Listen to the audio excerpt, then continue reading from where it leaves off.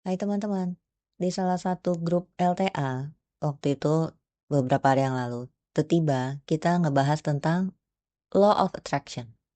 Dan dari situ ada pertanyaan-pertanyaan yang jawabannya ini bisa sangat meluas. Dan yang sempat dibahas sekilas juga waktu itu adalah terkait as above, so below, dan juga jala indera. Apa yang akan aku share bukan untuk menentang apapun ya, teman-teman. Ya, bisa dibilang beberapa hal aja gitu dari angle yang berbeda. Secara umumnya, versi populer LOA itu pikiran kita menarik realitas. Itu benar, teman-teman. Tapi sering juga jadi misleading. LOA adalah hukum tarik-menarik. Yang ditarik adalah yang sesuai dengan yang menarik. Tapi sebenarnya ini bukan tentang pikiran aja, teman-teman. Tapi state of being yang beresonansi. Like attracts like. Itu kan intinya LOA. Artinya, state batin yang baik akan menarik yang baik. State batin yang gak baik, ya akan menarik yang gak baik juga. Dan banyak dari kita mungkin kalau dengar law of attraction, akhirnya akan dihubungkan dengan manifesting, affirmations, visualisasi, menaikkan vibrasi, scripting, dan lain-lain. Dan jujur teman-teman, di satu fase itu memang sangat membantu. Tapi mungkin ada juga yang pernah ngerasain titik di mana kok capek ya? Kok makin diusahakan, rasanya malah makin tegang. Atau bahkan, kok makin lama makin sulit ya? Atau ya simply kayak nggak bekerja lagi aja. Nah, disinilah as within so without itu masuk teman-teman. As within so without itu bukan kalau aku mikir positif, dunia jadi positif. Tapi internal state kita, internal state ini artinya keyakinan atau belief system, pola sistem saraf, atau asumsi yang sifatnya eksistensial, ini akan terekspresikan keluar sebagai pengalaman hidup. Ini bukan karena alam semesta ngasih, tapi karena itu adalah cara realitas bisa muncul lewat kita. Dari sudut pandang ini, kita bukan menarik sesuatu, teman-teman. Tapi kita mengizinkan realitas tertentu termanifestasi melalui internal state kita saat ini. Jadi ini bukan tentang apa yang kita inginkan, tapi tentang apa yang terasa normal bagi sistem internal kita. Jadi teman-teman, internal state ini menentukan apa yang bisa kita temui atau jalani. Bukan apa yang kita minta atau inginkan begitu aja. Misalnya gini, teman-teman waktu itu mungkin sempat baca ya, suatu post aku yang terkait perubahanku sekarang di LTA. Satu orang mungkin bisa merasa itu bagus untuk dia. Tapi, orang lain kan bisa merasa ditinggalkan ya. Dari situ bisa dilihat ya, teman-teman. Dari satu situasi yang sama, yang dilihat itu bisa berbeda. Dalam konteks LOA, ini bukan karena semesta pilih kasih, tapi karena filter internalnya berbeda. Jadi dari situ aku rasa bisa dibilang, LOA itu sebenarnya bekerja sebagai tersedianya ruang atau peluang untuk beresonansi atau terjadinya resonansi. Nah, sekarang masuk ke jala indera ya, teman-teman. Jala indera itu kan di mana setiap diamond memantulkan cahayanya ke semua diamond lainnya. Artinya, di sini nggak ada pusat tunggal. Nggak ada satu titik senternya gitu, teman-teman. Dan nggak ada, aku menarik dan dia tertarik. Yang ada hanya pantulan timbal balik aja. Jadi kalau mau dilihat secara lapisan-lapisannya, LOA ini ya bisa dibilang versi bahasa personal gitu atau psikologis manusia.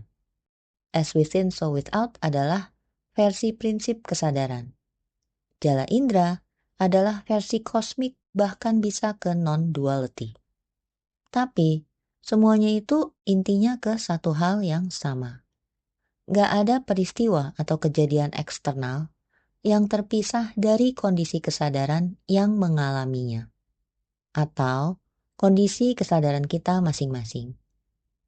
Dari perspektif jala indera, kita nggak menarik pasangan, uang, atau rumah. Yang terjadi adalah relasi uang dan rumah muncul sebagai pantulan dari keseimbangan tertentu yang sedang hidup saat ini di diri kita sendiri. Makanya, saat internal alignment atau penyelarasan di dalam diri terjadi, perubahan jadi sering seakan kebetulan. Dan datangnya ini juga natural gitu teman-teman, atau alami, nggak dramatis gitu. Kayak biasa aja, atau bahkan terasa seperti keberuntungan. Karena itu bukan sesuatu yang ditambahkan oleh semesta, teman-teman. Tapi, sesuatu yang sekarang bisa muncul tanpa resistensi. Jadi apa yang ada dan yang datang, sebut aja gitu ya, itu adalah pantulan dari sistem di dalam diri kita yang berhenti berkontraksi atau bergesekan.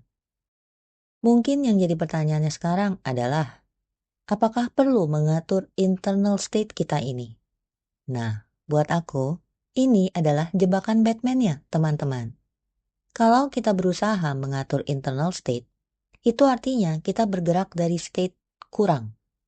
Dan kalau kita mengejar penyelarasan, itu jadi kontradiksi. Karena penyelarasan adalah manifestasi dari hilangnya resistensi. Dan kalau kita memanifestasi dari panik, itu malah cuma memperkuat paniknya aja, teman-teman. Yang bekerja saat manifestasi itu justru noticing tanpa intervensi dan allowing tanpa agenda.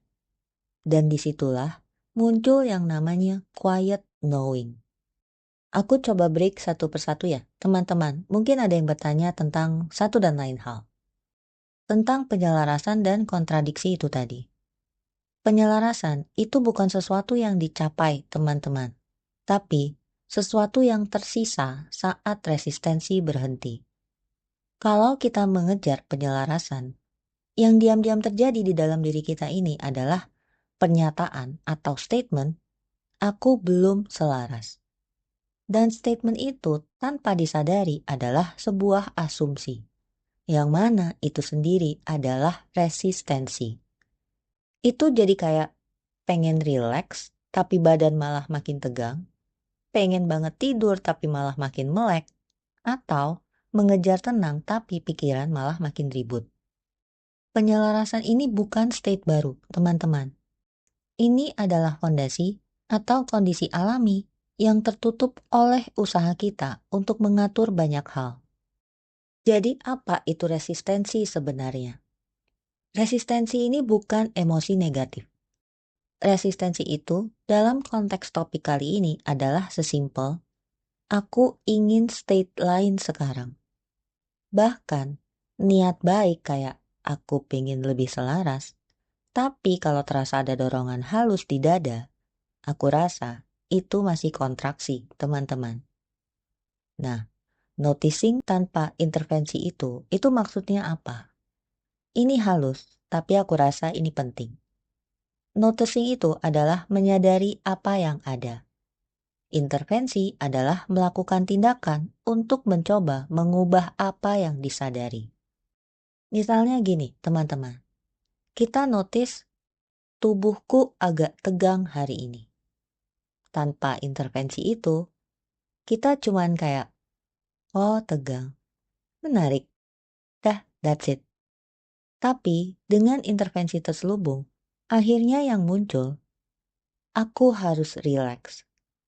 Atau ini tanda aku belum selaras. Atau aku harus healing ini. Itu artinya ada usaha untuk menggeser state, bukan melihatnya.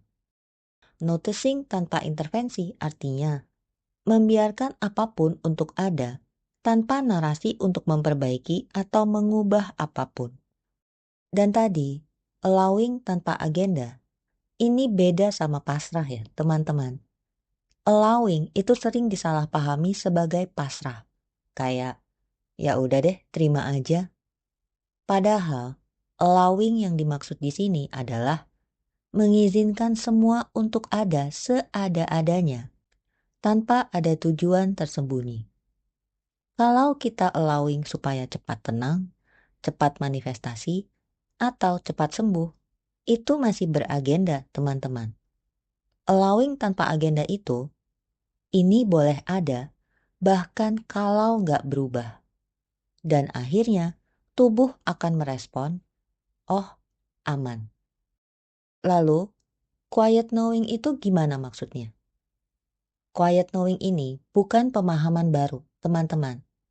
Ini muncul saat pikiran berhenti mengatur, tubuh berhenti berjaga-jaga, asumsi eksistensial melunak, dan nggak ada dorongan untuk memastikan. Quiet knowing itu rasanya seperti nggak butuh konfirmasi, nggak butuh afirmasi, nggak butuh bukti, nggak mikir gimana nanti, nggak nyiapin skenario, nggak nyari pegangan apapun, tapi juga nggak pasrah. Bukan hanya yakin, teman-teman, tapi ini adalah saat dimana kita nggak lagi mempertanyakan apapun. Analoginya gini, teman-teman. Teman-teman bisa bayangin lumpur di air. Mengejar penyelarasan, itu artinya kita kayak ngaduk-ngaduk air itu supaya jadi jernih. Noticing dan allowing adalah berhenti mengaduk-ngaduk air itu sendiri. Jadi, air jernih itu bukan diciptakan. Air jernih muncul saat gangguannya berhenti. Yang menarik adalah quiet knowing itu, teman-teman, itu nggak bisa dipanggil atau diwujudkan jadi ada dengan paksa atau diusahakan. Quiet knowing biasanya muncul saat kita berhenti ingin sampai ke suatu titik tertentu, kita berhenti membenahi diri, dan saat kita hadir penuh dengan apapun yang ada. Makanya, sering muncul di saat-saat yang kayaknya random. Misalnya, pas lagi masak, jalan santai, ngeteh sore, atau ya ada momen di saat kita kayak nggak ngapa-ngapain gitu. Mungkin rangkumannya gini, teman-teman. Jadi, bukan aku tenang lalu semerta-merta semesta kirim hadiah, tapi aku tenang, responku berubah, pilihan mikro berubah, dan realitas yang bisa muncul juga berubah. Simpelnya, realitas itu bukan datang ke kita.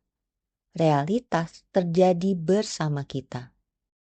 Atau yang lebih simpelnya lagi, saat di dalam diri kita ini berhenti berargumen, yang di luar itu juga berhenti melawan, teman-teman. Contohnya terkait uang. Internal state lama ini bisa jadi begini. Uang itu rawan. Kalau nggak dipegang, bisa habis. Efeknya dari situ adalah keputusan diambil dari panik, ngerasa harus ngejar apapun itu, overthinking, dan energinya sempit dan jelas ini ada kontraksi. Nah, saat internal state-nya bergeser pelan ke aku bisa menavigasi hidup, quiet knowing ini muncul sebagai nggak buru-buru, nggak ngecek saldo tiap jam, dan lain-lain. Tanpa sadar teman-teman, kita jadi lebih nyaman saat mengeluarkan uang. Kita nggak bergerak dari takut atau khawatir. Dan kita jadi mengambil langkah yang mindful. LOA versi nyatanya, uang bukan datang karena kita minta atau kita tarik, tapi karena kita sekarang berada di jalur respon yang lebih sinkron. Jadi mungkin manifestasi bukan tentang menambahkan sesuatu ke hidup, tapi tentang berhenti menolak, berhenti mengatur, berhenti mengaduk-ngaduk air itu. Dan saat itu terjadi, hidup seringnya jadi mulai bergerak sendiri. Kalau teman-teman udah capek mengejar penyelarasan, mungkin bukan karena teman-teman salah. Mungkin teman-teman sedang masuk ke fase lain. Semoga berkenan, semoga bermanfaat. Terima kasih teman-teman.